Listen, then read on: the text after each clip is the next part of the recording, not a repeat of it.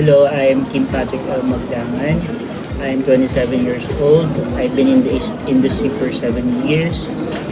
My licenses are um, Certified Human Resource Associate, Licensed Professional Teacher, Registered Guidance Counselor, and currently I'm in my thesis period for another Master's Registered Psychologist, hopefully.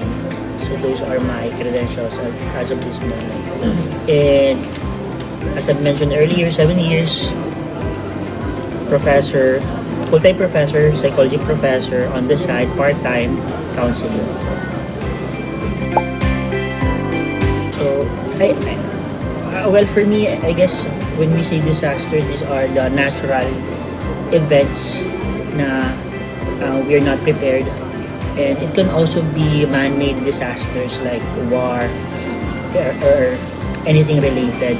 But anyway, implications, of course, there are short-term and long-term. Short-term, of course, shock, loss of resources that like the basic needs. Long-term, maybe, of course, trauma.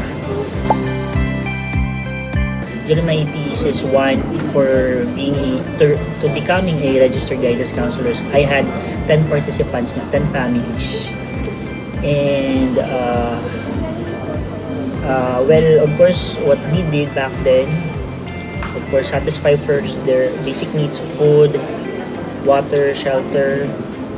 The 10 of them, these 10 families live in the covered court in their barangay. Soil erosion, so it's typhoon and soil erosion. And to share the severity of that incident, yun nga, some of their family parang they dig the soils, and then they were able to see their relatives na buried alive. Well, this is not a one-time session, or it cannot be treated by a one-time session. So I'll be using again although in that experience I'm not yet a registered guidance counselor, but currently the first thing that we do is what we call the psychological first aid. And there are 3 L's we call. This concept is called the 3 L's, which is first, link. When we say link, we connect them first to the agencies or organizations that can, supply their basic needs, the food, the water, the shelter. And then after the link, we listen. Through listening, we can identify what they really need. Although because of the experience, sometimes they have this, they no longer know what do they really need. So after listening, the last L is called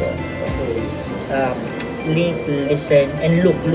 When we say look, we observe them, their basic needs that they fail to mention. Are they tremoring? Are they shaking? Are they... The other observations, are they suicidal? Well, here in the Philippines, I think that's it. The psychological first aid is the first step in helping this kind of clients. Since I already mentioned about the psychological first aid, the other one I can think of is the CBT, or the cognitive behavioral therapy. When we say cognitive behavioral therapy, a summary of it, we identify first their thinking, the way they think, and then after identifying the way they think, we will identify whether their ways of thinking is helpful or not. If it's not helpful, then we challenge that kind of thinking. And it should be a pattern, it should be repetitive until that specific behavior we want, the acceptable behavior we, a practice of that specific client. And then later on, we'll check whether it's improving or not the mental health status of the client. We can also use the group support. It's very important. Kasi whenever we think that we are alone in this specific problem, it's harder for us to cope. So it's very important the support of the community. You have to help them. What are the things that they can do to cope? Like, let's say for example, divert their feelings, or there's so many ways, like let them cry, or what we call catharsis. And also professional help.